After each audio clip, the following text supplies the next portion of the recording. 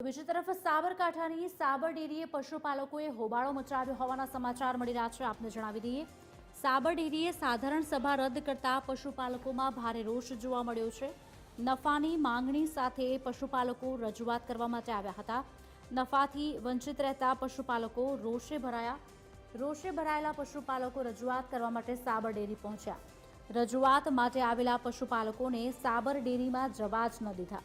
પશુપાલકોને રજૂઆત માટે ડેરીમાં જવા ન દેતા હોબાળો મચાવ્યો હતો।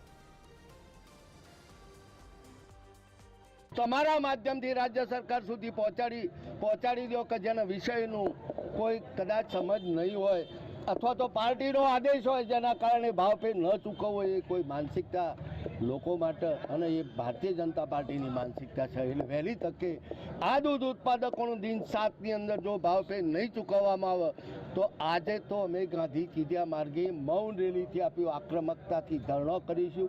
ના સરકારની જે માનસિકતા છે એને ઉજાગર કરીને વહેલી તકે આ બધા જે તે સાથે તૈયાર છે।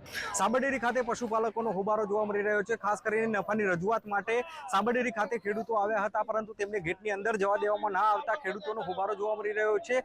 સાબર ડેરીએ સાધારણ સભા રદ કરી દીધી છે અને ત્યારબાદ ખેડૂતોમાં રોષ જોવા મળી રહ્યો છે, કારણ કે તેમને જે આપવામાં આવતો નફો છે તે આપવામાં આવ્યો નથી, જેને લઈને ખેડૂતોમાં રોષ જોવા મળી રહ્યો છે। ખેડૂતો હાલ રજૂઆત માટે પહોંચ્યા છે। અંદર જવા દેવામાં આવતા નથી। શું કહેશો? એટલે આ લોકો એવું નક્કી કરીને કે કોઈને અંદર આવવા નહીં દેવા અને આવેદનપત્ર સ્વીકારવાનો એમનો ઈરાદો લાગતો નથી અને આ ભાવ વધારો જે ચૂકવવું પડે એના અનુસંધાને આ બધા અહીંયા આવ્યા છે પશુપાલકો, પણ એમને ગેટ ઉપર જ બધાને રોકી દેવામાં આવ્યા છે અને અંદર જવાની પરમિશન આપતા નથી।